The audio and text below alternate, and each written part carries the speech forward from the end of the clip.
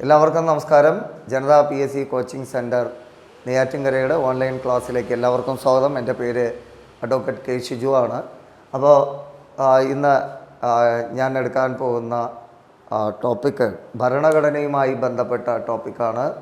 ഭരണഘടനയിൽ ആദ്യം നമ്മൾ ഭരണഘടന ആരംഭിക്കുമ്പം തന്നെ ഭരണഘടനയുടെ പിതാവിനെക്കുറിച്ച് നമ്മൾ അറിയേണ്ടതുണ്ട്. ഭരണഘടനയുടെ പിതാവ്, ഭരണഘടനയുടെ ശില്പി ഒക്കെ ആയിട്ടുള്ള ഡോക്ടർ BR അംബേദ്കറിനെ കുറിച്ച് പഠിച്ചുകൊണ്ട് നമുക്ക് ആരംഭിക്കാം. അപ്പോൾ കോൺസ്റ്റിറ്റ്യൂഷനിൽ ആദ്യമായി എടുക്കുന്ന ടോപ്പിക്ക് ഡോക്ടർ BR അംബേദ്കറിനെ കുറിച്ചുള്ള ടോപ്പിക്കാണ്. ഡോക്ടർ BR അംബേദ്കർ തുടങ്ങുകയാണ്. അദ്ദേഹത്തെക്കുറിച്ചുള്ള അദ്ദേഹത്തിൻ്റെ ജീവിതവുമായി ബന്ധപ്പെട്ട കാര്യങ്ങളിലേക്ക് കടക്കുകയാണ്. 1891 ഏപ്രിൽ മാസം 14-ാം തീയതി മധ്യപ്രദേശിലെ മോവ് എന്ന ഗ്രാമത്തിലാണ് BR അംബേദ്കർ ജനിച്ചത്. 1891 ഏപ്രിൽ 14-ന് മധ്യപ്രദേശിലെ മോവ് എന്ന ഗ്രാമത്തിൽ ജനിച്ചു.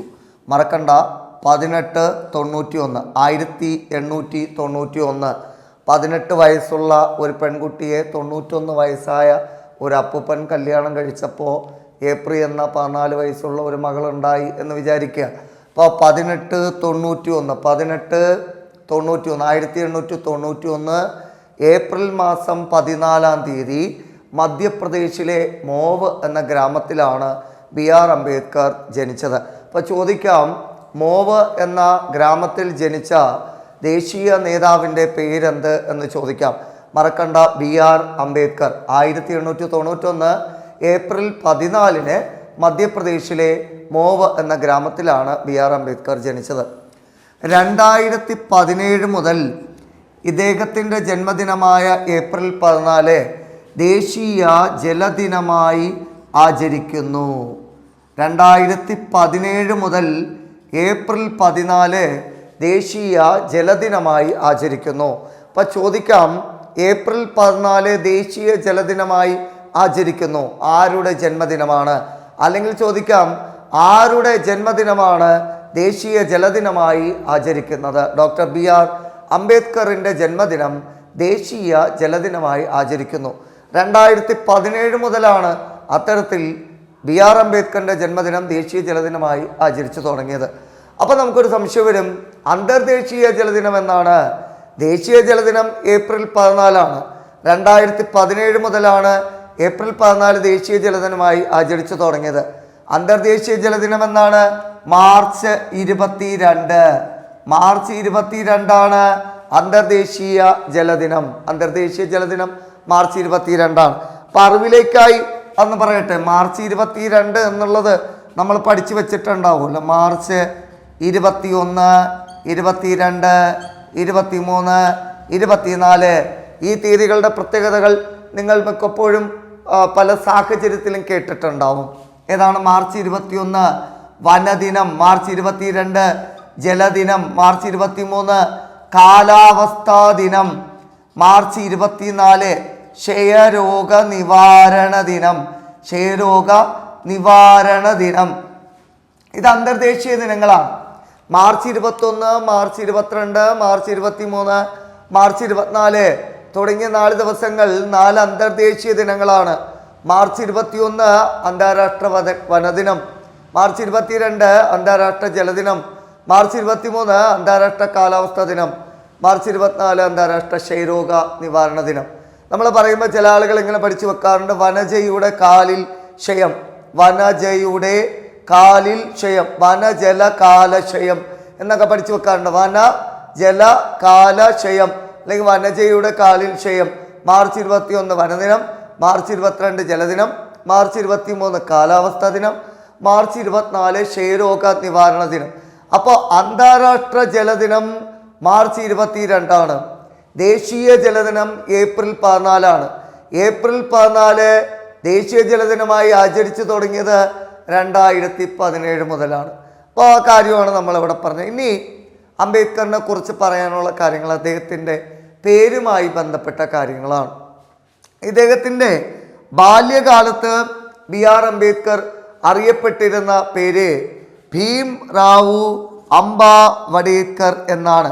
ഭീംറാവു അംബ വടേക്കർ. അംബേദ്കറിൻ്റെ ബാല്യകാല നാമം ഭീംറാവു അംബ വടേക്കർ. ബാല്യകാലത്ത് അറിയപ്പെട്ട പേര് ഭീംറാവു അംബ വടേക്കർ എന്നാണ്. അദ്ദേഹത്തിൻ്റെ ഒരു ഗുരുനാഥനാണ് അദ്ദേഹത്തിന് അംബേദ്കർ എന്ന പേര് കൊടുത്തത്. അദ്ദേഹത്തിൻ്റെ ബാല്യകാലത്ത് അപ്പനമ്മമാരിട്ട് കൊടുത്ത പേര് ഭീംറാവു അംബ വടേക്കർ എന്ന പേരാണ്. ഇദ്ദേഹത്തെ ജനങ്ങൾ പൊതുവേദികളിൽ ഇദ്ദേഹം എത്തുമ്പോൾ ആദരവോടുകൂടി ഇദ്ദേഹത്തെ വിളിക്കുന്ന ഒരു പേരാണ്, ബഹുമാന പുരസ്സരം ഇദ്ദേഹത്തിന് മുദ്രാവാക്യം പോലെ വിളിക്കുന്ന പേരാണ് ജയ് ഭീം. ജയ് ഭീം എന്ന ജനങ്ങൾ ആദരവോടുകൂടി വിളിക്കുന്ന വ്യക്തിയാണ് BR അംബേദ്കർ. ജയ് ഭീം, നിങ്ങളൊക്കെ ജയ് ഭീം എന്ന സിനിമ നമ്മൾ കേട്ടിട്ടുണ്ടാവും. ജയ് ഭീം എന്ന് പറയുന്ന തമിഴ് സിനിമ.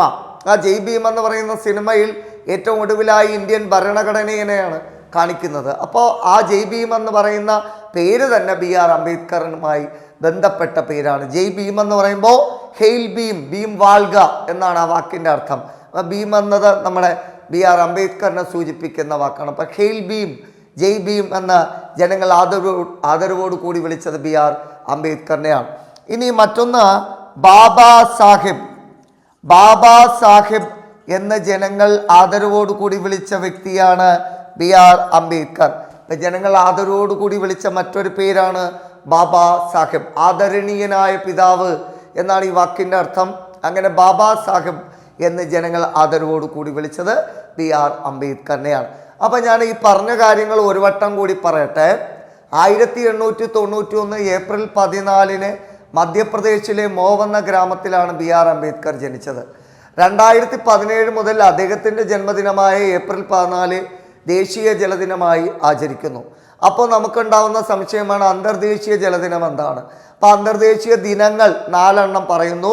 മാർച്ച് 21 അന്തർദേശീയ വനദിനം, മാർച്ച് 22 അന്തർദേശീയ ജലദിനം, മാർച്ച് 23 അന്താരാഷ്ട്ര കാലാവസ്ഥ ദിനം, മാർച്ച് 24 അന്താരാഷ്ട്ര ക്ഷയരോഗ നിവാരണ ദിനം. ഇനി അദ്ദേഹത്തിൻ്റെ ബാല്യകാല നാമം ഭീംറാവു അംബ വടേക്കർ എന്നാണ്. ഇദ്ദേഹത്തെ ജനങ്ങൾ ആദരവോട് കൂടി വിളിക്കുന്ന പേര് ജയ് ഭീം എന്നാണ്. മറ്റൊരു പേര് ആദരണീയനായ പിതാവ് എന്നർത്ഥമുള്ള ബാബാ സാഹിബ് എന്നാണ്.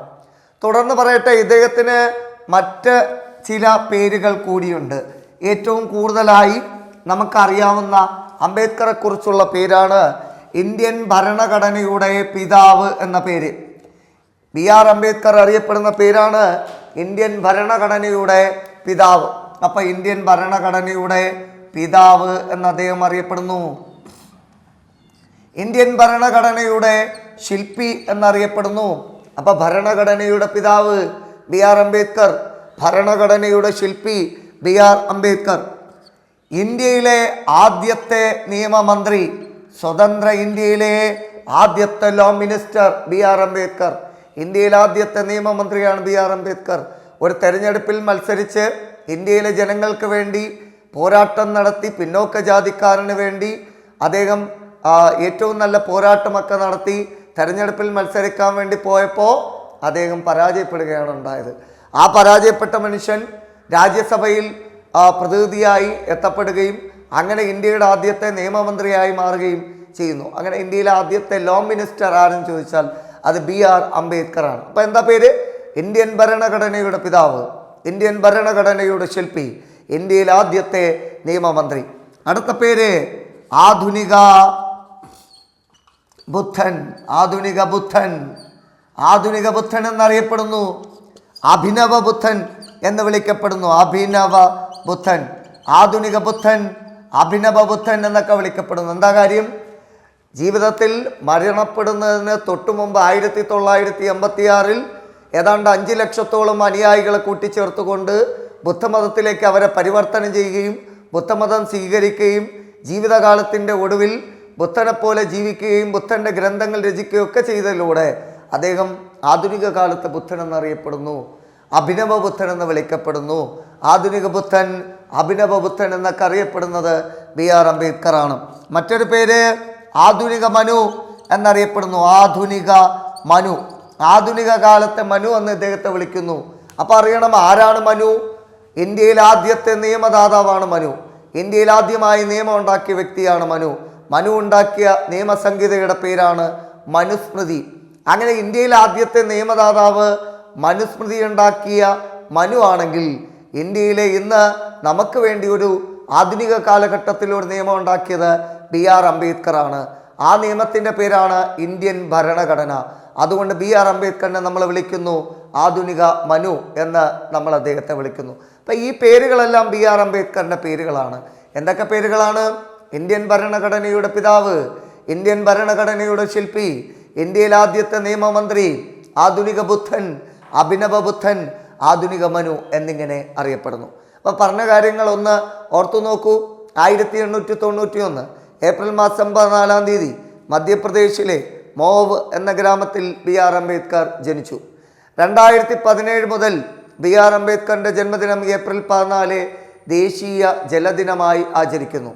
അന്തർദേശീയ ദിനങ്ങൾ: മാർച്ച് 21 വനദിനം, മാർച്ച് 22 ജലദിനം, മാർച്ച് 23 കാലാവസ്ഥ ദിനം, മാർച്ച് 24 ക്ഷയരോഗ നിവാരണ ദിനം. BR അംബേദ്കറിൻ്റെ ബാല്യകാല നാമം ഭീംറാവു അംബ വഡേക്കർ എന്നാണ്. അദ്ദേഹത്തെ ജനങ്ങൾ ആദരവോടുകൂടി വിളിക്കുന്ന പേരാണ് ജയ് ഭീം എന്ന്. ആദരവോടുകൂടി വിളിക്കുന്ന മറ്റൊരു പേരാണ് ആദരണീയനായ പിതാവ് എന്നർത്ഥമുള്ള ബാബാ സാഹേബ്. വളരെ പോപ്പുലറായി ജനകീയമായി അറിയപ്പെടുന്ന പേര് ഇതാണ്, ബാബാ സാഹേബ്. BR അംബേദ്കർ എന്നതിനേക്കാളും കൂടുതലായി അറിയപ്പെടുന്ന ജനങ്ങൾക്കിടയിൽ പ്രബലമായ പേര് ബാബാ സാഹേബ്, ആദരണീയനായ പിതാവ് എന്ന പേരിലാണ് അറിയപ്പെടുന്നത്. മറ്റു പേരുകൾ എന്താണ്? ഇന്ത്യൻ ഭരണഘടനയുടെ പിതാവ്, ഇന്ത്യൻ ഭരണഘടനയുടെ ശില്പി, ഇന്ത്യയിലെ ആദ്യ നിയമമന്ത്രി, ആധുനിക ബുദ്ധൻ, അഭിനവ ബുദ്ധൻ, ആധുനിക മനു എന്നിങ്ങനെ അറിയപ്പെടുന്നു. പേരുകൾ മറക്കണ്ട. ഇന്ത്യൻ ഭരണഘടനയുടെ പിതാവ് BR അംബേദ്കർ, ഇന്ത്യൻ ഭരണഘടനയുടെ ശില്പി BR അംബേദ്കർ, ഇന്ത്യയിലെ ആദ്യത്തെ നിയമമന്ത്രി BR അംബേദ്കർ, ആധുനിക ബുദ്ധൻ എന്നറിയപ്പെടുന്ന വ്യക്തി BR അംബേദ്കർ, അഭിനവ ബുദ്ധൻ എന്നറിയപ്പെടുന്ന വ്യക്തി BR അംബേദ്കർ, ആധുനിക മനു എന്നറിയപ്പെടുന്ന വ്യക്തി BR അംബേദ്കർ. അപ്പോൾ ഇനി ഞാൻ പറയുന്നു, ഈ ഓരോ കാര്യങ്ങളുടെ പിന്നിലും ഓരോ ചരിത്രമുണ്ട്. ഇപ്പോൾ ഇന്ത്യൻ ഭരണഘടനയുടെ പിതാവ് എന്നറിയപ്പെടാനുള്ള കാരണം എന്താ? ഭരണഘടന ഉണ്ടാക്കിയത് BR അംബേദ്കർ ആണ്. ഇന്ത്യൻ ഭരണഘടനയുടെ ശില്പി എന്നറിയപ്പെടാനുള്ള കാരണം എന്താ? ഭരണഘടന ഉണ്ടാക്കിയ വ്യക്തി BR അംബേദ്കർ ആണ്. ഇന്ത്യയിൽ ആദ്യത്തെ നിയമമന്ത്രി എന്ന് വിളിക്കാനുള്ള കാരണം എന്താ? ഇന്ത്യയിൽ ആദ്യത്തെ നിയമമന്ത്രിയെ അവരോധിക്കപ്പെട്ടത് BR അംബേദ്കർ ആണ്. ആധുനിക ബുദ്ധൻ, അഭിനവ ബുദ്ധൻ എന്ന് വിളിക്കപ്പെടാനുള്ള കാരണം എന്താണ്? ഇദ്ദേഹം ആധുനിക കാലത്തെ ബുദ്ധനെ പോലെയുള്ള ജീവിതചര്യകൾ നിർവഹിച്ചുകൊണ്ട് ജീവിച്ച വ്യക്തിയാണ്. അതുകൊണ്ടാണ് ആ പേരുകൾ നൽകുന്നത്. ആധുനിക മനു എന്ന് വിളിക്കപ്പെടാനുള്ള കാരണം ഒരു സംഭവം ഉണ്ടാവുകയുണ്ടായി. അതുണ്ടായത് 1927 1927 ക്രിസ്മസ് ദിനത്തിൽ. എന്നാണ് ക്രിസ്മസ് ദിനം? ഡിസംബർ 25. 1927 ഡിസംബർ 25 മനുസ്മൃതി എന്ന മനു ഉണ്ടാക്കിയ മനുസ്മൃതി നാഗ്പൂരിൽ വെച്ച് തൻ്റെ അനുയായികൾക്കൊപ്പം പരസ്യമായി കത്തിച്ചു. എന്നാണ് 1927 ഡിസംബർ മാസം 25 ഹിന്ദുക്കളുടെ ഒരു ആധികാരിക പ്രമാണമായിട്ടുള്ള മനുസ്മൃതി, യാഥാസ്ഥിതിക ഹിന്ദുക്കളുടെ പ്രധാനപ്പെട്ട ഗ്രന്ഥമാണ് മനുസ്മൃതി. ആ മനുസ്മൃതി ജാതി വ്യവസ്ഥയെ പിന്തുണയ്ക്കുന്ന ഗ്രന്ഥമാണ്. മേൽജാതി കീഴ്ജാതി ഇതൊക്കെ നല്ലതാണ്, അതൊക്കെ ആവശ്യമാണ്, ജാതി വ്യവസ്ഥകൾ എല്ലാവരും പിന്തുടരണം എന്നൊക്കെ ആഹ്വാനം ചെയ്യുന്ന ഗ്രന്ഥമാണ് മനുസ്മൃതി. ആ മനുസ്മൃതിയെ 1927 ഡിസംബർ 25 ജാതി വ്യവസ്ഥയെ പിന്തുണയ്ക്കുന്ന ഗ്രന്ഥമായതിനാൽ പിന്നോക്ക ജാതിക്കാരനായ BR അംബേദ്കർ തൻ്റെ അനുയായികൾക്കൊപ്പം നാഗ്പൂരിൽ വച്ച് പരസ്യമായി കത്തിക്കുന്നു. ഒരു വിപ്ലവമാണ്. കാരണം നിലവിലുള്ള ഹിന്ദു സമുദായത്തിന് നേർക്കുള്ള ഒരു വെല്ലുവിളിയായിട്ട് പിന്നോക്ക ജാതിക്കാരെ അംഗീകരിക്കുന്നില്ല എന്ന കാരണം കൊണ്ട് ഈ മനുസ്മൃതിയെ 1927 ഡിസംബർ 25 പരസ്യമായി കത്തിച്ചു. കാരണം എന്താ? മനുസ്മൃതി ജാതി വ്യവസ്ഥയെ പിന്തുണയ്ക്കുന്നതിനാൽ, ജാതി വ്യവസ്ഥയെ പിന്തുണയ്ക്കുന്ന കാരണത്താൽ മനുസ്മൃതിയെ കത്തിച്ചു. അങ്ങനെ ഡിസംബർ 25 മനുസ്മൃതി ദഹൻ ദിവസായി ആചരിക്കുന്നു. എന്ത് ദിവസം? മനുസ്മൃതി ദഹൻ ദിവസ്, മനുസ്മൃതി ദഹിപ്പിച്ച ദിവസം എന്നാണ്. 1927 ഡിസംബർ 25 മനുസ്മൃതി ജാതി വ്യവസ്ഥയെ പിന്തുണയ്ക്കുന്ന കാരണത്താൽ ആ മനുസ്മൃതിയെ കത്തിക്കുന്നത്. അങ്ങനെ കത്തിച്ച ആ ദിവസം ഡിസംബർ 25 ഇന്നും മനുസ്മൃതി ദഹൻ ദിവസമായി ആചരിക്കുന്നു. അപ്പം നമ്മൾ ഓർക്കേണ്ട ഒരു കാര്യം, ഇങ്ങനെ കത്തിച്ച അദ്ദേഹം ഇന്ത്യയിലെ ജനങ്ങൾക്ക് വേണ്ടി പിന്നീട് ഒരു നിയമം ഉണ്ടാക്കി തന്നു. അതുകൊണ്ടാണ് ഇദ്ദേഹത്തെ ആധുനിക മനു എന്ന് വിളിക്കുന്നത്. പഴയ കാലത്തെ മനു എന്ന് പറഞ്ഞാൽ മനുസ്മൃതി ഉണ്ടാക്കിയ മനു. ആധുനിക കാലത്തെ മനു എന്ന് പറഞ്ഞാൽ ആധുനിക കാലത്തെ ഇന്ത്യക്ക് വേണ്ടി ഇന്ത്യൻ ഭരണഘടന തയ്യാറാക്കിയ BR അംബേദ്കറിനെ ആധുനിക മനു എന്ന് വിളിക്കുന്നു. ഇനി ഞാൻ പറയട്ടെ, ഓരോ മനുഷ്യനും ഓരോ കാര്യങ്ങളിൽ എക്സ്പീരിയൻസ് ആയി കഴിയുമ്പോൾ ഒരിക്കൽ ചെയ്ത കാര്യം അടുത്ത് ചെയ്യാൻ വേണ്ടി വളരെ കുറച്ച് സമയം മതിയാവും. നമ്മൾ പറയുന്ന ഒരു വാക്ക് പ്രാക്ടീസ് മേക്സ് പെർഫെക്റ്റ് എന്നാണ്. പ്രാക്ടീസ് മേക്സ് പെർഫെക്റ്റ് എന്ന് പറഞ്ഞാൽ ഇവിടെ 1927 BR അംബേദ്കർ മനുസ്മൃതി കത്തിച്ചതിന് ശേഷം അടുത്തൊരു സംഭവം നടത്താനായി 9 കൊല്ലം വേണ്ടി വന്നു. അടുത്ത ഒരു സംഭവം നടത്താനായി 6 കൊല്ലമേ വേണ്ടി വന്നുള്ളൂ. അടുത്ത ഒരു സംഭവം നടത്താൻ 3 കൊല്ലമേ വേണ്ടി വന്നുള്ളൂ. അങ്ങനെയാണെങ്കിൽ നിങ്ങൾ തന്നെ പറയൂ, 1927 ശേഷം അടുത്ത് 9 കൊല്ലങ്ങൾക്ക് ശേഷം അദ്ദേഹം ഒരു പ്രസ്ഥാനത്തിന് തുടക്കമിടുന്നു. എന്നായിരിക്കാം അത്? 1927 കൂടെ 9 കൂട്ടിയാൽ 36. അത് കഴിഞ്ഞാൽ ഒരു 6 കൊല്ലം കഴിഞ്ഞപ്പോൾ അടുത്ത പ്രസ്ഥാനം വന്നു 1942. അത് കഴിഞ്ഞ് വെറും 3 കൊല്ലം കൊണ്ട് അടുത്ത പ്രസ്ഥാനം വന്നു 1945. അപ്പം മാറിപ്പോണ്ട, 27 കഴിഞ്ഞ് 9 കൊല്ലം, അത് കഴിഞ്ഞ് 6 കൊല്ലം, അത് കഴിഞ്ഞ് 3 കൊല്ലം. അങ്ങനെയാണ് അദ്ദേഹത്തിൻ്റെ പ്രസ്ഥാനങ്ങൾ. നോക്കൂ, 1936 അദ്ദേഹം ഒരു സംഘടനയുണ്ടാക്കി, Independent Labour Party. Independent Labour Party, സ്വതന്ത്ര തൊഴിലാളി പാർട്ടി. ഇൻഡിപെൻഡന്റ് ലേബർ പാർട്ടി ആരംഭിച്ച വർഷം 1936. ഇൻഡിപെൻഡന്റ് ലേബർ പാർട്ടി ആരംഭിച്ച ദേശീയ നേതാവ് ഡോക്ടർ BR അംബേദ്കർ. അപ്പം ഇൻഡിപെൻഡന്റ് ലേബർ പാർട്ടി ആരംഭിച്ച വർഷം ഏതാ? 1936. 1942 പിന്നോക്ക ജാതിക്കാരനായ അദ്ദേഹം പിന്നോക്ക ജാതിക്കാർക്ക് വേണ്ടി, പട്ടികജാതിക്കാർക്ക് വേണ്ടി ഒരു സംഘടന ഉണ്ടാക്കി. എന്താണ് ആ സംഘടന? ഇന്ത്യയിൽ മൊത്തത്തിലുള്ള പട്ടികജാതിക്കാരുടെ ഫെഡറേഷൻ. ഇന്ത്യയിൽ മൊത്തം ഇംഗ്ലീഷിൽ എങ്ങനെ പറയും? All India. All India. പട്ടികജാതി എങ്ങനെയാ പറയുന്നത്? Scheduled Caste Federation. All India Scheduled Caste Federation രൂപീകരിക്കപ്പെട്ട വർഷം 1942. 1936 Independent Labour Party, 1942 All India Scheduled Caste Federation. 1945 മുൻകാല PSC പരീക്ഷകളിൽ ചോദിച്ചിട്ടുള്ള ഒരു സംഘടനയാണ് പീപ്പിൾസ് എഡ്യൂക്കേഷൻ സൊസൈറ്റി ആരംഭിച്ചു. ചോദ്യം ഇതാണ്, പീപ്പിൾസ് എഡ്യൂക്കേഷൻ സൊസൈറ്റിയുടെ സ്ഥാപകൻ ആര്? പീപ്പിൾസ് എഡ്യൂക്കേഷൻ സൊസൈറ്റിയുടെ സ്ഥാപകൻ BR അംബേദ്കർ. ആരംഭിച്ച വർഷം 1945. അങ്ങനെ 3 പ്രധാനപ്പെട്ട പ്രസ്ഥാനങ്ങൾ 3 കാലഘട്ടങ്ങളിൽ BR അംബേദ്കർ ആരംഭിക്കുകയുണ്ടായി. വർഷം മറക്കല്ലേ, 1927 ഡിസംബർ 25 മനുസ്മൃതി ദഹിപ്പിക്കുന്നു. മനുസ്മൃതി ദഹിപ്പിച്ച ദിവസം 1936 ഇൻഡിപെൻഡന്റ് ലേബർ പാർട്ടി സ്വന്തമായി രാഷ്ട്രീയ പ്രസ്ഥാനങ്ങളൊക്കെ ഉണ്ടാക്കിയുള്ള പ്രവർത്തനമാണ് അംബേദ്കർ നടത്തിക്കൊണ്ടിരുന്നത്. അല്ല, കോൺഗ്രസ് പാർട്ടിയുടെ പ്രവർത്തകനായിട്ടൊന്നും അംബേദ്കർ പോയില്ല. 1942 All India Scheduled Caste federation എന്ന സംഘടനയ്ക്ക് രൂപം നൽകി. 1945 പീപ്പിൾസ് എഡ്യൂക്കേഷൻ സൊസൈറ്റി എന്ന സംഘടനയ്ക്ക് അദ്ദേഹം രൂപം നൽകി. അപ്പം മറക്കല്ലേ, പറഞ്ഞ കാര്യങ്ങൾ ഒരു വട്ടം കൂടി വേഗതയിൽ. 1891 ഏപ്രിൽ 14 മധ്യപ്രദേശിലെ മോവ് എന്ന ഗ്രാമത്തിൽ BR അംബേദ്കർ ജനിച്ചു.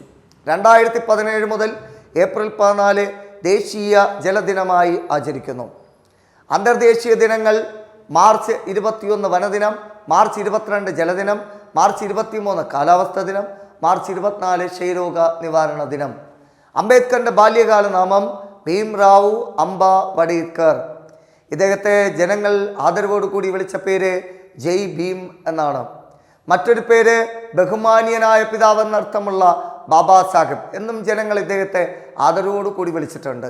മറ്റു പേരുകൾ ഇന്ത്യൻ ഭരണഘടനയുടെ പിതാവ്, ഇന്ത്യൻ ഭരണഘടനയുടെ ശില്പി, ഇന്ത്യയിലെ ആദ്യത്തെ നിയമമന്ത്രി, ആധുനിക ബുദ്ധൻ, അഭിനവ ബുദ്ധൻ, ആധുനിക മനു എന്നിങ്ങനെ അറിയപ്പെടുന്നു. 1927 ഡിസംബർ 25 നാഗ്പൂരിൽ വച്ച് അനുയായികൾക്കൊപ്പം പരസ്യമായി ജാതി വ്യവസ്ഥയെ പിന്തുണയ്ക്കുന്ന മനുസ്മൃതി കത്തിച്ചു. 1927 ഡിസംബർ 25. ഡിസംബർ 25 മനുസ്മൃതി ദഹൻ ദിവസമായി ആചരിക്കുന്നു. പിന്നീട് 1936 ഇൻഡിപെൻഡന്റ് ലേബർ പാർട്ടി എന്ന പാർട്ടിക്ക് രൂപം നൽകി. 1942 പട്ടികജാതിക്കാർക്ക് വേണ്ടി All India Scheduled Caste Federation രൂപീകരിച്ചു. 1945 പീപ്പിൾസ് എഡ്യൂക്കേഷൻ സൊസൈറ്റി, മറന്നുപോകല്ലേ, 1945 പീപ്പിൾസ് എഡ്യൂക്കേഷൻ സൊസൈറ്റി എന്ന സംഘടനയ്ക്ക് രൂപം നൽകി. ഇദ്ദേഹത്തിൻ്റെ BR അംബേദ്കറിൻ്റെ ജാതി മഹർ എന്ന ജാതിയാണ്. ജാതിയൊന്നും പറയാൻ പാടില്ലെന്നാണ്. ഓർക്കുക, BR അംബേദ്കറിൻ്റെ ജാതി മഹർ എന്ന ജാതിയാണ്. അത് നമ്മളിവിടെ ഓർക്കണം. മുൻകാല PSC പരീക്ഷയിൽ ചോദിച്ചിട്ടുള്ള ചോദ്യമാണ്. മഹർ പ്രസ്ഥാനത്തിൻ്റെ സ്ഥാപകൻ ആര്? BR അംബേദ്കർ, മഹർ പ്രസ്ഥാനത്തിൻ്റെ സ്ഥാപകൻ. അറിയേണ്ട ഒരു കാര്യം, ചിലപ്പോൾ ചോദ്യം ഇങ്ങനെ ചോദിക്കാം: അംബേദ്കറിൻ്റെ പ്രവർത്തനത്തിലൂടെ ഇന്ത്യയിലെമ്പാടും അറിയപ്പെട്ട അയിത്ത ജാതി ഏത്? മഹർ. അംബേദ്കറിൻ്റെ പ്രവർത്തനത്തിലൂടെ ഇന്ത്യയിലെമ്പാടും അറിയപ്പെട്ട അയിത്ത ജാതിയാണ് മഹർ.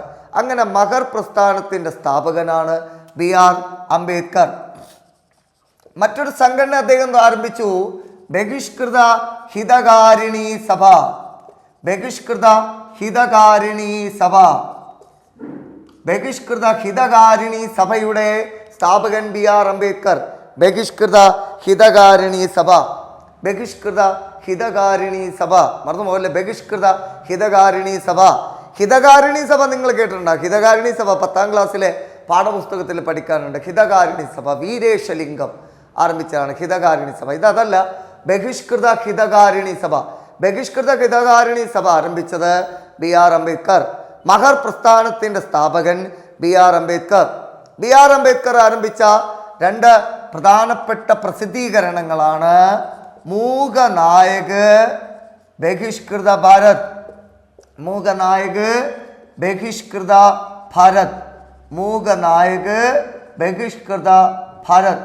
അംബേദ്കറിൻ്റെ പ്രസിദ്ധീകരണങ്ങൾ നമ്മൾ വീക്കിലി, ദ്വൈവാരിക, മന്ത്ലി എന്നൊക്കെ പറയില്ലേ, അതുപോലെ അംബേദ്കർ ആരംഭിച്ച 2 പ്രസിദ്ധീകരണങ്ങളാണ് മൂകനായക്, സൈലന്റ് ലീഡർ, മൂകനായക്, ബഹിഷ്കൃത ഭാരത്, 2 പ്രസിദ്ധീകരണങ്ങൾ. അപ്പോൾ ചോദിക്കാം, മൂകനായക് എന്ന പ്രസിദ്ധീകരണം ആരംഭിച്ച ദേശീയ നേതാവ്, ബഹിഷ്കൃത ഭാരത് എന്ന പ്രസിദ്ധീകരണം ആരംഭിച്ച ദേശീയ നേതാവ് ആരെന്നൊക്കെ ചോദിക്കാം.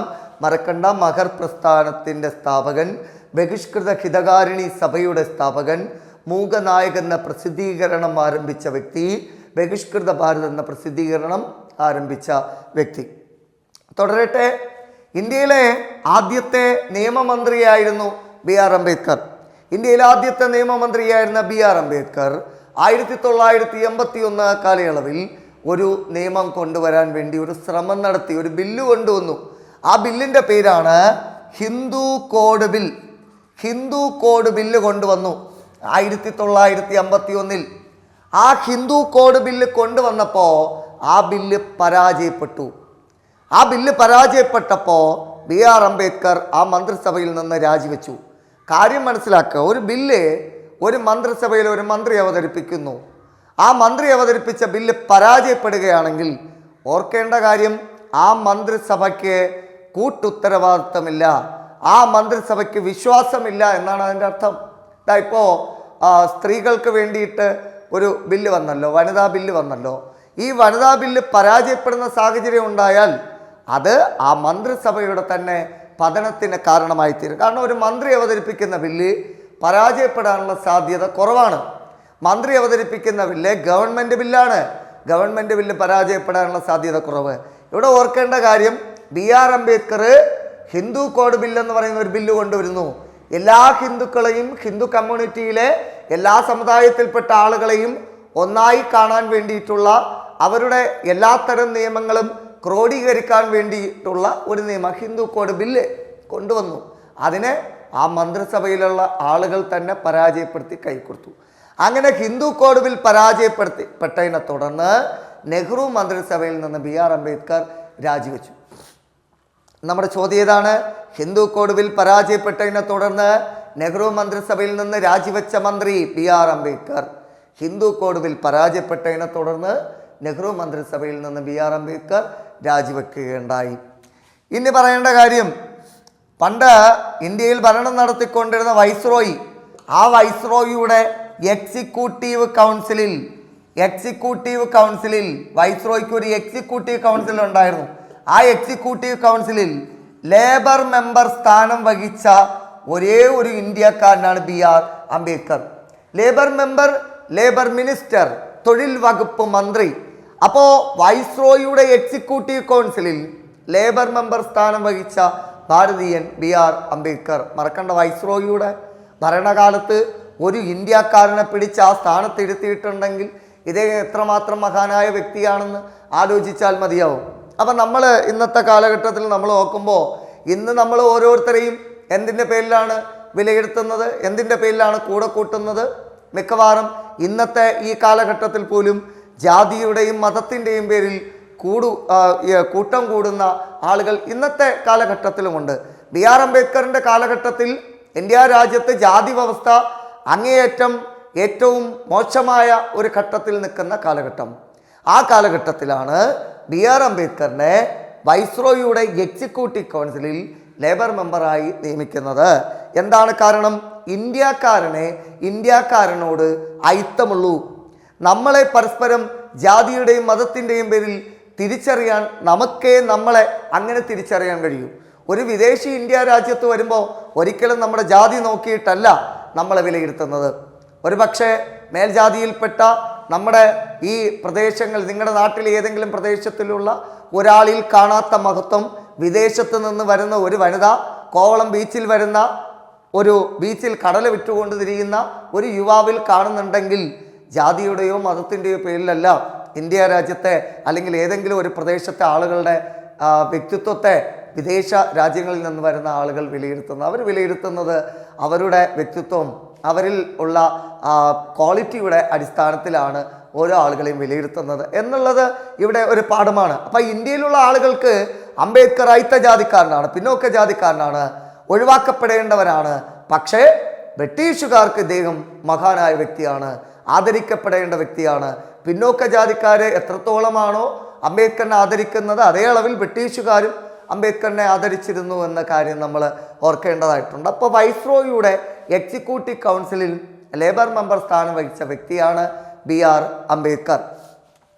ലണ്ടനിൽ വച്ച് 3 വട്ടമേശ സമ്മേളനങ്ങൾ നടന്നിട്ടുണ്ട്. 1930, 1931, 1932. ലണ്ടനിൽ വെച്ച് നടന്ന ഈ 3 വട്ടമേശ സമ്മേളനങ്ങളിലും 2 ദേശീയ നേതാക്കന്മാരെ പങ്കെടുത്തിട്ടുള്ളൂ. ഒന്ന് BR അംബേദ്കർ ആണ്. അപ്പം ലണ്ടനിൽ വെച്ച് 3 വട്ടമേശ സമ്മേളനങ്ങൾ നടന്നു. ഈ 3 വട്ടമേശ സമ്മേളനങ്ങളിലും പങ്കെടുത്ത ദേശീയ നേതാവ് BR അംബേദ്കർ. മറ്റൊരു ദേശീയ നേതാവ് തേജ് ബഹദൂർ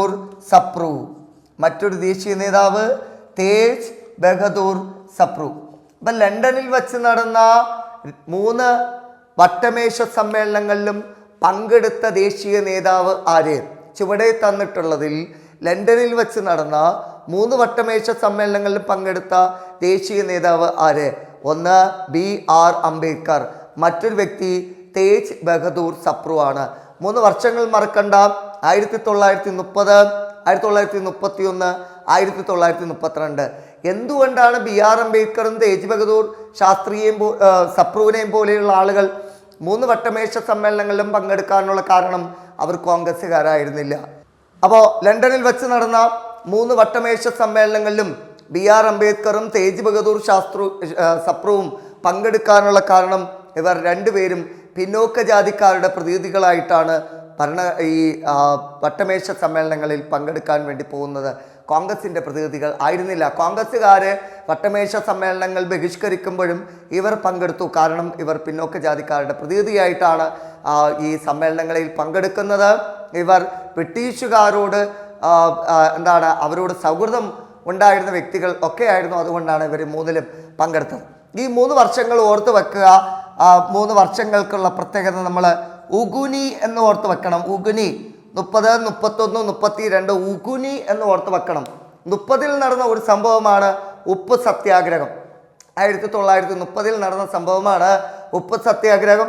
31 ഗുരുവായൂർ സത്യാഗ്രഹം 31 നടന്നു. 32 നടന്ന സംഭവമാണ് നിവർത്തന പ്രക്ഷോഭം. അപ്പോൾ ഉഗുനി എന്ന് ഓർത്ത് വെക്കുക. 30, 31, 32 ഉഗുനി. 30 നടന്നത് ഉപ്പ് സത്യാഗ്രഹം, 31 ഗുരുവായൂർ സത്യാഗ്രഹം, 32 നിവർത്തന പ്രക്ഷോഭം. ഉഗുനി എന്ന് ഓർത്ത് വയ്ക്കണേ. 1930, 31, 32 3 വർഷങ്ങളിൽ നടന്ന പ്രധാനപ്പെട്ട 3 സംഭവങ്ങൾ: ഉപ്പ് സത്യാഗ്രഹം, ഗുരുവായൂർ സത്യാഗ്രഹം, നിവർത്തന പ്രക്ഷോഭം. ഉഗുനി എന്ന് ഓർത്ത് വെക്കണം. ഗുരുവായൂരിൻ്റെ മുകളിൽ, ഗുവിൻ്റെ മുകളിൽ ഒരു മുട്ടത്തലയും കൂടെ ഇട്ട് വെക്കണം. മഹാത്മാഗാന്ധി പങ്കെടുത്ത വട്ടമേശ സമ്മേളനമാണ് 2ാം വട്ടമേശ സമ്മേളനം. മഹാത്മാഗാന്ധി ഒരേ ഒരു വട്ടമേശ സമ്മേളനത്തിലാണ് പങ്കെടുത്തത്. അത് 2ാമത്തെ വട്ടമേശ സമ്മേളനത്തിലാണ് മഹാത്മാഗാന്ധി പങ്കെടുത്തത്. അപ്പോൾ ഉഗുനി എന്ന് ഓർത്ത് വെക്കണം. 1930, 31, 32 ഉഗുനി എന്ന് ഓർത്ത് വെക്കുക. അടുത്ത കാര്യം 1932 32 സെപ്റ്റംബർ മാസം 24-ാം തീയതി അംബേദ്കർ അന്ന് ഒരു കരാറിൽ ഒപ്പുവെച്ചു. ആ കരാറിൻ്റെ പേരാണ് പൂനാ കരാർ.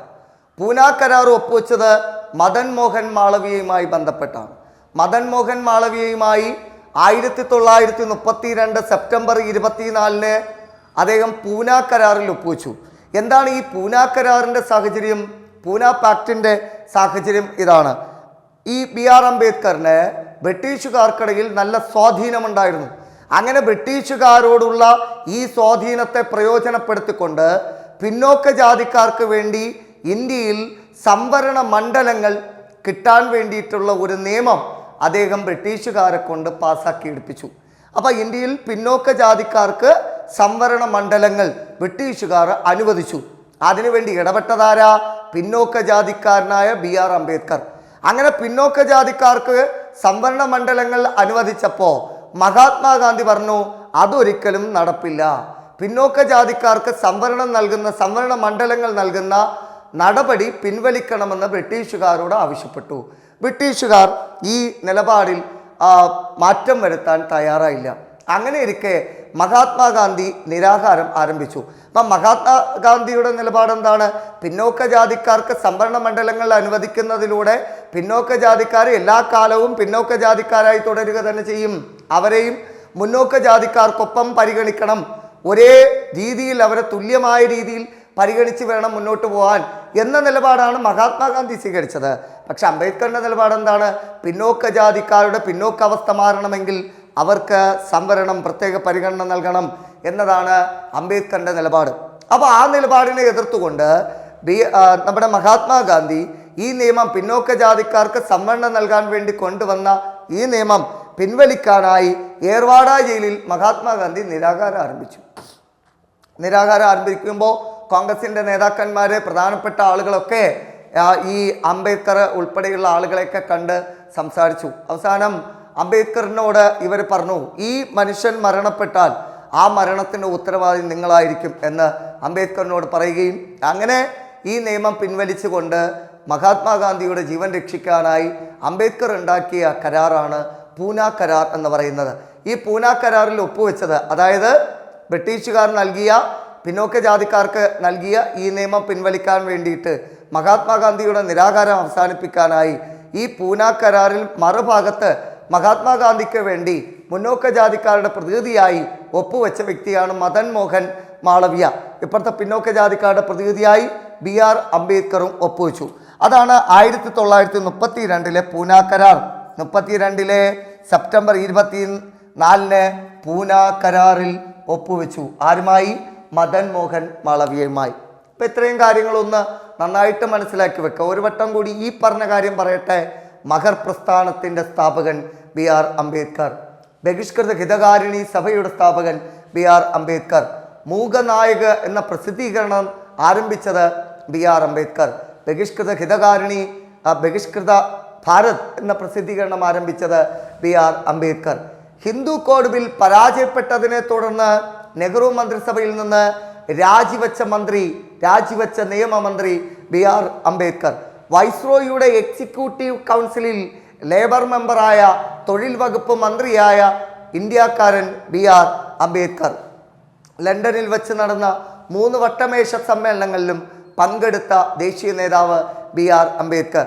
BR അംബേദ്കറിനെ കൂടാതെ 3 വട്ടമേശ സമ്മേളനങ്ങളിലും പങ്കെടുത്ത ദേശീയ നേതാവ് തേജ് ബഹദൂർ സപ്രു. 3 വർഷങ്ങളുടെയും പ്രത്യേകത ഉഗുനി എന്ന് നമ്മൾ പഠിച്ചു വെച്ചു. 1930 ഉപ്പ് സത്യാഗ്രഹം, 1931 ഗുരുവായൂർ സത്യാഗ്രഹം, 1932 നിവർത്തന പ്രക്ഷോഭം. മഹാത്മാഗാന്ധി പങ്കെടുത്ത വട്ടമേശ സമ്മേളനം 1931 2ാം വട്ടമേശ സമ്മേളനം. 1932 സെപ്റ്റംബർ 24 മദൻ മോഹൻ മാളവ്യയുമായി പൂന കരാറിൽ ഒപ്പുവെച്ചു. BR അംബേദ്കറിൻ്റെ പ്രധാനപ്പെട്ട കൃതികളാണ് നമ്മൾ ഇനി നോക്കാൻ വേണ്ടി പോകുന്നത്. അംബേദ്കറിൻ്റെ പ്രധാനപ്പെട്ട കൃതികളാണ്: ഒന്ന് caste in India, caste in India. രണ്ടാമത്തെ കൃതി annihilation of caste, annihilation of caste. അപ്പോൾ നോക്കൂ, അംബേദ്കറിൻ്റെ കൃതികളുടെ പ്രത്യേകത എന്താണ്? ജാതിയുമായി ബന്ധപ്പെട്ടത് അല്ലെങ്കിൽ ബുദ്ധനുമായി ബന്ധപ്പെട്ടതായിരിക്കാം BR അംബേദ്കറിൻ്റെ കൃതികളിൽ ഏറിയ പങ്കും. എന്താ കാരണം, നമ്മളെ തന്നെ ഇപ്പോൾ ഒരു രചന നടത്തുകയാണെങ്കിൽ അത് നമ്മുടെ ജീവിതവുമായി ബന്ധപ്പെട്ടതായിരിക്കും, നമ്മുടെ ജീവിത അനുഭവങ്ങളുമായി ബന്ധപ്പെട്ടതായിരിക്കും. ഇവിടെ അദ്ദേഹത്തിൻ്റെ കൃതികൾ ഏറിയ പങ്കും ജാതിയുമായി ബന്ധപ്പെട്ടതാവും അല്ലെങ്കിൽ ബുദ്ധനുമായി ബന്ധപ്പെട്ടതായിരിക്കും. കാരണം അതിൻ്റെ ഒരു ഉദാഹരണം പറഞ്ഞാൽ, അദ്ദേഹത്തിൻ്റെ ഒരു കൃതിയുണ്ട്, നമുക്ക് അതിവിടെ പഠിക്കാനായിട്ടില്ല, എന്നാലും ഒരു കൃതി ഇതാണ്. ആ കൃതി അദ്ദേഹം പറയുന്നത്, അദ്ദേഹം ഒരു പിന്നോക്ക ജാതിക്കാരനാണ്. ബാല്യകാലത്ത് സ്കൂളിലെ ഈ പിന്നോക്ക ജാതിക്കാരായിട്ടുള്ള ആളുകൾ അവിടെ വച്ചിരിക്കുന്ന പാത്രത്തിൽ വെള്ളം കോരി കുടിക്കാൻ അവർക്ക് സാധിക്കില്ല. അങ്ങനെ വരുമ്പോൾ പിന്നോക്ക ജാതിക്കാരായിട്ടുള്ള ആളുകൾക്ക് പ്യൂണ് മുകളിൽ നിന്ന് വെള്ളം ഒഴിച്ചു കൊടുക്കുകയാണ് ചെയ്യുന്നത്. അപ്പോൾ പിള്ളേർ താഴ്ന്ന് മോന്തി കുടിക്കണം. അപ്പോൾ അങ്ങനെ അത് വെച്ചിട്ട് അതേ ഒരു കൃതി എഴുതിയിട്ടുണ്ട്, no peon no water, peon ഇല്ലെങ്കിൽ വെള്ളമില്ല. അപ്പോൾ എല്ലാം അദ്ദേഹത്തിൻ്റെ അനുഭവവുമായി ബന്ധപ്പെടുത്തിയാണ് കൃതികൾ എന്നത് ഓർമ്മിപ്പിക്കാനാണ് ഞാനിത് പറഞ്ഞത്. അപ്പോൾ അദ്ദേഹത്തിൻ്റെ ഒരു കൃതി കാസ്റ്റ് ഇൻ ഇന്ത്യ, ഇന്ത്യയിലെ ജാതി. അടുത്ത കൃതി അന്നിഹിലേഷൻ ഓഫ് കാസ്റ്റ്, എന്താണ്, ജാതി നിർമാർജനം, അന്നിഹിലേഷൻ നിർമാർജനം. അപ്പോൾ caste in India, annihilation of cast.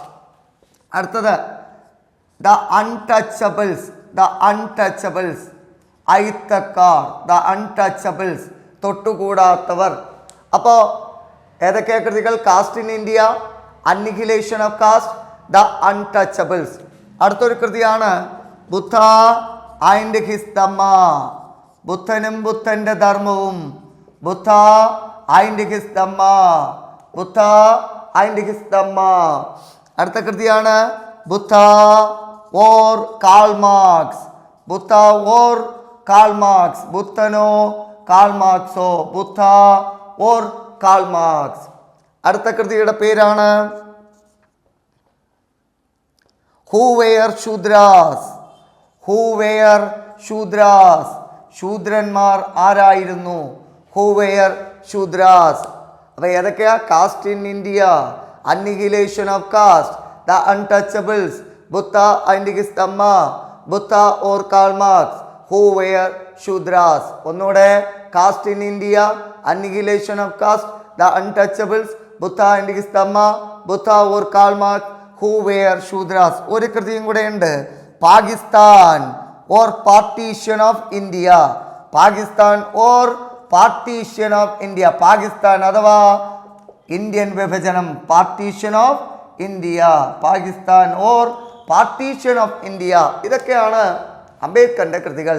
ഒന്നുകൂടെ പറയട്ടെ, caste in India, annihilation of caste, the untouchables, Buddha and his Dhamma, Buddha or Karl Marx, who were Shudras, Pakistan or partition of India.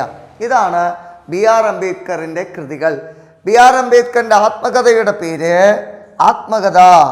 BR അംബേദ്കറിൻ്റെ ആത്മകഥയുടെ പേര് വെയിറ്റിംഗ് ഫോർ എ വിസ, ആത്മകഥയുടെ പേര് waiting for a visa. എവിടേക്കെന്ന് അറിഞ്ഞൂടാ, പക്ഷെ ഇതാണ് കൃതി, waiting for a visa, waiting for a visa. അപ്പോൾ അംബേദ്കറിൻ്റെ ആത്മകഥയുടെ പേര് waiting for a visa, waiting for a visa. അപ്പോൾ അംബേദ്കറിൻ്റെ കൃതികളാണ് നമ്മളിപ്പോൾ പരിചയപ്പെട്ടത്. എന്തൊക്കെ കൃതികൾ? Caste in India, annihilation of caste, the untouchables, Buddha and his Dhamma, Buddha or Karl Marx, who were Shudras, Pakistan or partition of India. ബുദ്ധന്റെ ആത്മകഥയുടെ പേര് വെയിറ്റിംഗ് ഫോർ എ വിസ. മാറിപ്പോലെ അംബേദ്കറിന്റെ ആത്മകഥയുടെ പേര് വെയിറ്റിംഗ് ഫോർ എ വിസ. അപ്പോൾ അംബേദ്കറിന്റെ കൃതികൾ caste in India, annihilation of caste, the untouchables, Buddha and his Dhamma, Buddha or Karl Marx, who were Shudras, Pakistan or partition of India. ആത്മകഥയുടെ പേര് വെയിറ്റിംഗ് ഫോർ എ വിസ. ഇനി അംബേദ്കറുമായി ബന്ധപ്പെട്ട് നമ്മൾ ഓർക്കേണ്ട ഒരു കാര്യം, ഏതൊരു മഹാന്മാരെക്കുറിച്ച് നമ്മൾ ചിന്തിക്കുമ്പോഴും നമ്മൾ അവരെ സ്മരിക്കുന്നത് അവിടെ വാക്കുകളിലൂടെയാണ്. മഹാന്മാരെല്ലാം അവരെ പ്രധാനപ്പെട്ട ചില വാക്കുകൾ ഈ ലോകത്തിന് സംഭാവനയായി നൽകിപ്പോയിട്ടുണ്ട്. ഒരുപക്ഷെ നമ്മളെല്ലാം പ്രചോദിപ്പിക്കുന്ന ഒട്ടനവധി വാക്കുകൾ മഹാന്മാരായ പലരും സംഭാവന നൽകിയിട്ടുണ്ട്. അവരുടെ ഈ ലോക ജീവിതം അവസാനിച്ചെങ്കിൽ അവരുടെ വാക്കുകൾ ഇന്ന് നിലനിൽക്കുന്നു. നമ്മളെല്ലാം പ്രചോദിപ്പിക്കുന്ന ഒരു വാക്കുണ്ട്, നമ്മുടെ ഇന്ത്യയുടെ രാഷ്ട്രപതിയായിരുന്ന APJ അബ്ദുൽ കലാമിൻ്റെ വാക്കുകൾ. ഉറക്കത്തിൽ കാണുന്നതല്ല സ്വപ്നം, മറിച്ച് ഉറക്കം നഷ്ടപ്പെടുത്തുന്നതാണ് യഥാർത്ഥ സ്വപ്നം. യഥാർത്ഥ സ്വപ്നം നമ്മൾ കണ്ടു തുടങ്ങിക്കഴിയുമ്പോൾ പിന്നീട് നമുക്ക് ഉറങ്ങാൻ കഴിയില്ല എന്നുള്ളതാണ് അദ്ദേഹം പറഞ്ഞതിൻ്റെ യാഥാർത്ഥ്യം. ഉറക്കത്തിൽ കാണുന്നതല്ല സ്വപ്നം, മറിച്ച് ഉറക്കം നഷ്ടപ്പെടുത്തുന്നതാണ് യഥാർത്ഥ സ്വപ്നം. യഥാർത്ഥ സ്വപ്നം നിങ്ങളുടെ ജീവിതത്തിൽ ഒരു PSC ജോലി വാങ്ങണമെന്ന യഥാർത്ഥ സ്വപ്നം നിങ്ങളുടെ ജീവിതത്തിലേക്ക് വന്നു കഴിയുമ്പോൾ അത് നേടിയെടുക്കുന്നത് വരെ ഉറങ്ങാനായിട്ട് കഴിയില്ല എന്നതാണ് ഈ വാക്കിൻ്റെ അർത്ഥം. ഇത് എന്നെ മാത്രമല്ല ഈ വാക്കുകൾ പ്രചോദിപ്പിച്ചിട്ടുള്ളത്, എനിക്ക് മുന്നേ പോയ ഒട്ടനവധി ആളുകളെ പ്രചോദിപ്പിച്ചിട്ടുള്ള വാക്കാണിത്. എനിക്ക് പിന്നെ വരുന്ന തലമുറയെയും തീർച്ചയായും ഈ വാക്കുകൾ പ്രചോദിപ്പിക്കുക തന്നെ ചെയ്യും. ഇത് ഒട്ടനവധി മഹാന്മാർ ഇതുപോലെയുള്ള വാക്കുകൾ നൽകി. എന്നെ ഏറ്റവും കൂടുതൽ സ്വാധീനിച്ചിട്ടുള്ള ഒന്ന് അൽഫോൺസാമ്മ എന്ന് പറയുന്ന ഒരു അമ്മ, കത്തോലിക്ക സഭയുടെ വിശുദ്ധയായിട്ടുള്ള അൽഫോൺസാമ്മ പറഞ്ഞു വെച്ച ഒരു വാക്കുകളാണ്. A smile is a wick of light. ഒരു പുഞ്ചിരി ഒരു തിരി വെട്ടമാണ്. A smile is a wick of light. ഒരു പുഞ്ചിരി ഒരു തിരി വെട്ടമാണ്. എല്ലാ വാക്കുകൾക്കും അതിൻ്റേതായ അർത്ഥമുണ്ട്, അതിൻ്റേതായ ആഴമുണ്ട്. ചിന്തിക്കുകയും നമ്മൾ അതിലേക്ക് ഇറങ്ങിച്ചെല്ലുകയും ചെയ്താൽ മാത്രമേ അതിൻ്റെ അർത്ഥവും ആഴവും പരപ്പും ഒക്കെ നമുക്ക് മനസ്സിലാക്കാൻ സാധിക്കൂ. അങ്ങനെ മനസ്സിലാക്കി നമ്മുടെ ജീവിതത്തിലേക്ക് സ്വീകരിച്ചാലേ നമ്മുടെ ജീവിതത്തിൽ വിജയം നേടിയെടുക്കാൻ സാധിക്കുകയുള്ളൂ. അങ്ങനെ നമുക്ക് BR അംബേദ്കറിൻ്റെ വാക്കുകളിലേക്ക് കടക്കാം. അദ്ദേഹം പറഞ്ഞ പ്രധാനപ്പെട്ട വാക്കുകൾ ഇതാണ്. ഒന്ന്, ഞാനൊരു ഹിന്ദുവായി ജനിച്ചു, മരിക്കുന്നത് ഹിന്ദുവായല്ല. ഞാനൊരു ഹിന്ദുവായി ജനിച്ചു, മരിക്കുന്നത് ഹിന്ദുവായല്ല. ജന്മം കൊണ്ട് ഹിന്ദുവായവൻ, ജന്മം കൊണ്ട് ഹിന്ദു ആചാരങ്ങളിൽ മുഴുകി ജീവിച്ച മനുഷ്യൻ പറയുന്നു, ഞാൻ ജനിച്ചത് ഹിന്ദുവായാണ്, പക്ഷെ ഞാൻ മരിക്കുന്നത് ഹിന്ദുവായല്ല. അപ്പോൾ ഞാനൊരു ഹിന്ദുവായി ജനിച്ചു, മരിക്കുന്നത് ഹിന്ദുവായല്ല. ആരുടെ വാക്കുകൾ? അംബേദ്കറിൻ്റെ വാക്കുകൾ. അടുത്ത വാക്ക്, കാളയെപ്പോലെ പണിയെടുക്കൂ, സന്യാസിയെപ്പോലെ ജീവിക്കൂ. കാളയെപ്പോലെ പണിയെടുക്കൂ, സന്യാസിയെപ്പോലെ ജീവിക്കൂ. കാളയെപ്പോലെ പണിയെടുക്കൂ, സന്യാസിയെപ്പോലെ ജീവിക്കൂ. നമ്മളാരെങ്കിലുമൊക്കെ ജീവിക്കുകയാണെങ്കിൽ ചിലപ്പോൾ തിരിച്ചായിരിക്കാം. സന്യാസിയെപ്പോലെ പണിയും കാളയെപ്പോലെ ഫുഡും. അതാണ് മിക്കപ്പോഴും ആ തലമുറയോട് അദ്ദേഹം പറയുന്നു, കാളയെപ്പോലെ പണിയെടുക്കൂ, സന്യാസിയെപ്പോലെ ജീവിക്കൂ. ഓർക്കേണ്ട ഒരു യാഥാർത്ഥ്യം ഇതാണ്, കാളയെപ്പോലെ പണിയെടുക്കുന്നവൻ സന്യാസിയെപ്പോലെയേ ജീവിക്കൂ. അതാണ് ഒരു യാഥാർത്ഥ്യം. കാളയെപ്പോലെ പണിയെടുക്കുന്നവൻ സന്യാസിയെപ്പോലെ ജീവിക്കും. അപ്പോൾ സന്യാസി ആരെന്ന് ചോദിച്ചാൽ ഇഹലോകത്തെ ജീവിതവുമായി ബന്ധപ്പെട്ട് യാതൊന്നിനെക്കുറിച്ചും ടെൻഷൻ അനുഭവിക്കാത്ത ഒരു മനുഷ്യനെ നമുക്ക് സന്യാസി എന്ന് പറയാം. എന്തുടുക്കണം, എന്ത് തിന്നണം, എവിടെ കിടക്കണം എന്നതിനെക്കുറിച്ചൊന്നും യാതൊരു ചിന്തയുമില്ലാത്ത വ്യക്തിയാണ് സന്യാസി.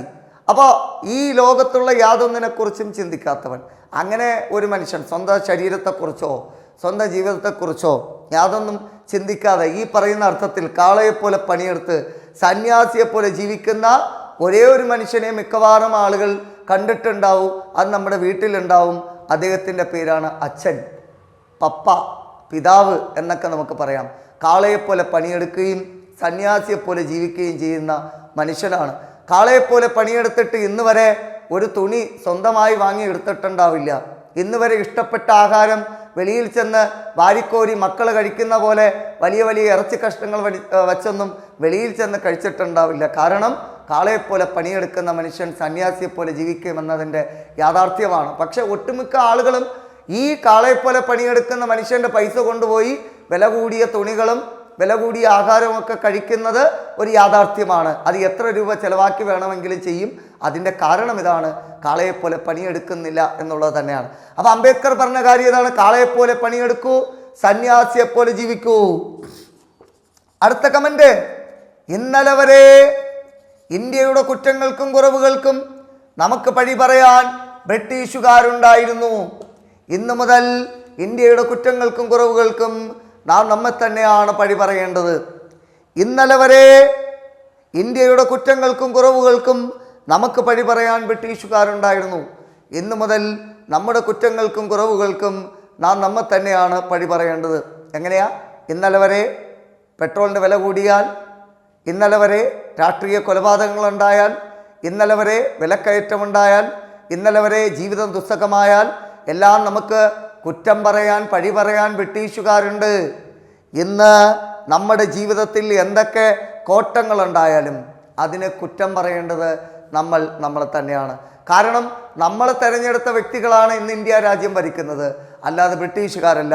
അത് വെച്ചിട്ട് അദ്ദേഹം പറയുന്നു, ഇന്നലെ വരെ ഇന്ത്യയുടെ കുറ്റങ്ങൾക്കും കുറവുകൾക്കും നമുക്ക് പഴി പറയാൻ ബ്രിട്ടീഷുകാരുണ്ടായിരുന്നു. ഇന്നു മുതൽ നമ്മുടെ കുറ്റങ്ങൾക്കും കുറവുകൾക്കും നാം നമ്മെ തന്നെയാണ് പഴി പറയേണ്ടത്. ഈ വാക്കുകളും നമ്മുടെ ജീവിതത്തിൽ നമ്മൾ അഡോപ്റ്റ് ചെയ്യാം. ഇന്നലെ വരെ നമുക്ക് ജോലി കിട്ടാത്തതിന്, നമ്മുടെ ജീവിതം ഉയർന്നു വരാത്തതിന് നമുക്ക് പഴി പറയാൻ വേണ്ടി ഒരുപാട് ആളുകളുണ്ടാവും. അയൽപ്പക്കത്തെ വീട്ടിലെ ആള്, അല്ലെങ്കിൽ ഏതെങ്കിലും ആളുകൾ ഒക്കെ ഉണ്ടാവും പറയാൻ. വീട്ടിൽ അപ്പ, അമ്മ, സഹോദരങ്ങൾ, ഭർത്താവ്, ഭാര്യ, ഇവരൊക്കെ കാരണമാണ് എൻ്റെ ജീവിതം ഇങ്ങനെ ആയതെന്ന് ഇന്നലെ വരെ പറയാനുണ്ടാവും. പക്ഷേ ഓർക്കേണ്ട കാര്യം, ഇന്നു മുതൽ ഇപ്പം തൊട്ട് നമ്മുടെ ജീവിതത്തിൽ ഉണ്ടാകുന്ന പരാജയങ്ങൾക്ക്, നമ്മുടെ ജീവിതത്തിൽ ഉണ്ടാകുന്ന വീഴ്ചകൾക്ക് നമ്മളെ തന്നെയാണ് പഴി പറയേണ്ടത്.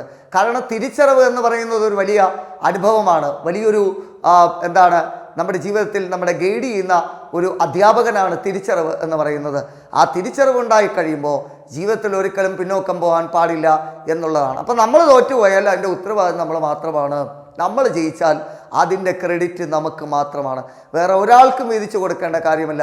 അതുകൊണ്ട് ഈ വാക്കുകൾ ഓർക്കൂ. ഇന്നലെ വരെ ഇന്ത്യയുടെ കുറ്റങ്ങൾക്കും കുറവുകൾക്കും നമുക്ക് പഴി പറയാൻ ബ്രിട്ടീഷുകാരുണ്ടായിരുന്നു. ഇന്നു മുതൽ നമ്മുടെ കുറ്റങ്ങൾക്കും കുറവുകൾക്കും നാം നമ്മെ തന്നെയാണ് പഴി പറയേണ്ടത്. ഇതാണ് അംബേദ്കറിൻ്റെ പ്രധാനപ്പെട്ട കമൻറ്റുകൾ, വാക്കുകൾ. ഇനി അംബേദ്കറിനെ കുറിച്ച് ഒരു വ്യക്തി പറഞ്ഞ വാക്കുകളുണ്ട്. ചരിത്രത്തിന് ഒരിക്കലും മറക്കാൻ കഴിയാത്ത മനുഷ്യൻ, ചരിത്രത്തിന് ഒരിക്കലും മറക്കാൻ കഴിയാത്ത മനുഷ്യൻ എന്ന് അംബേദ്കറിനെ വിശേഷിപ്പിച്ച വ്യക്തി ആര്? അതാണ് മഹാത്മാഗാന്ധി. മറക്കല്ലേ, ചരിത്രത്തിന് ഒരിക്കലും മറക്കാൻ കഴിയാത്ത മനുഷ്യൻ എന്ന് അംബേദ്കർ വിശേഷിപ്പിച്ച വ്യക്തി അത് മഹാത്മാഗാന്ധിയാണ്. അപ്പം ഈ 4 കമൻറ്റുകൾ ഓർത്തു വെക്കൂ.